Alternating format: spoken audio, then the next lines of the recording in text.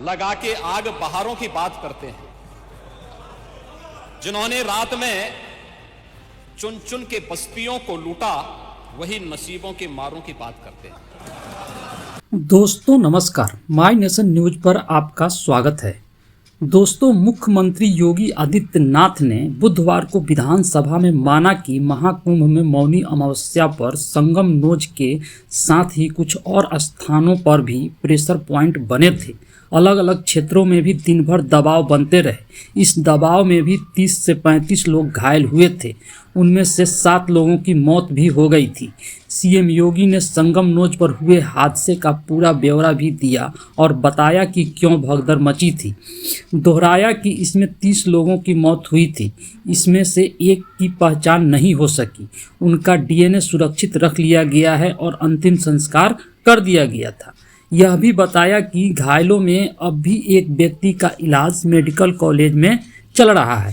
CM योगी ने बताया कि संगम नोज पर घटना के बाद श्रद्धालु जनों की मदद से ही ग्रीन कॉरिडोर बना। एम्बुलेंस को आने का रास्ता मिला। एम्बुलेंस ने घायलों को पहले अस्पताल पहुंचाया, वहां से घायलों को मेडिकल कॉलेज ले जाने में मदद की। सीएम योगी ने कहा कि हम उस जन दबाव को देखें जो उस समय वहां रहा होगा। 25 लाख की आबादी वाले शहर में 5 करोड़ की भीड़ के बीच रेस्क्यू करना और इस प्रकार से अलग अलग क्षेत्रों में भी दिन भर दबाव बनते रहे, कुछ लोगों को वहां से निकालना।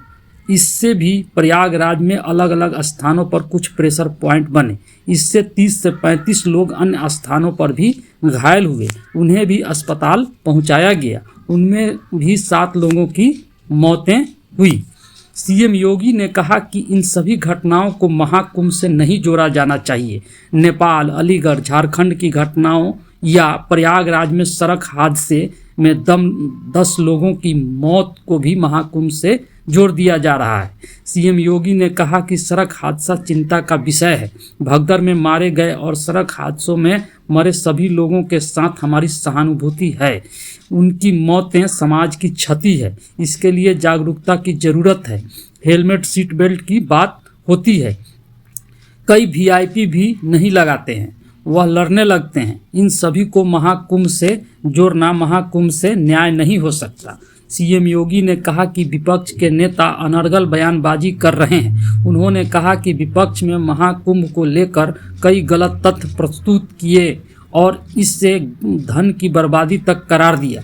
उन्होंने विपक्ष के नेताओं के सोशल मीडिया हैंडल पर पोस्ट किए गए बयानों का जिक्र करते हुए कहा कि यह उनके संस्कार और मानसिकता को दर्शाता है।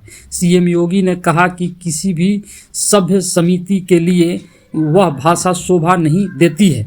आप लोगों के अपने संस्कार हो सकते हैं, आप लोगों का अपना व्यवहार हो सकता है, लेकिन कोई सभ्य समाज और कोई सभ्य समिति कभी भी उसको मान्यता नहीं दे सकती।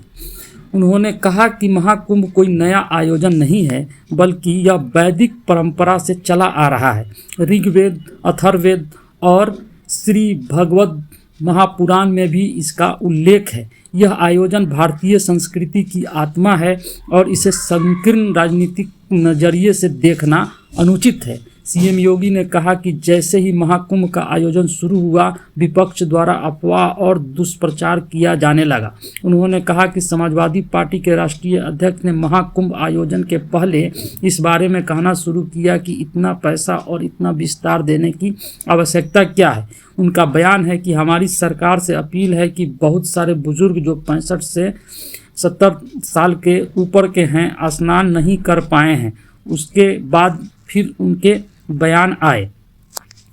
सीएम योगी ने सपा अध्यक्ष अखिलेश यादव के बयान के साथ साथ कांग्रेस अध्यक्ष मल्लिकार्जुन खड़गे के भगदड़ में हजारों लोग मारने वाले बयान, टीएमसी अध्यक्ष ममता बनर्जी द्वारा महाकुंभ को मृत्यु कुंभ कहे जाने के बयान का जिक्र करते हुए उसकी आलोचना की।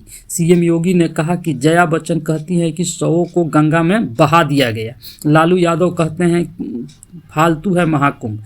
इस प्रकार की गैर जिम्मेदाराना बयान समाजवादी पार्टी, कांग्रेस, आरजेडी और टीएमसी के नेताओं के द्वारा सनातन धर्म के जुड़े हुए सबसे बड़े आयोजन के प्रति दिए गए हैं।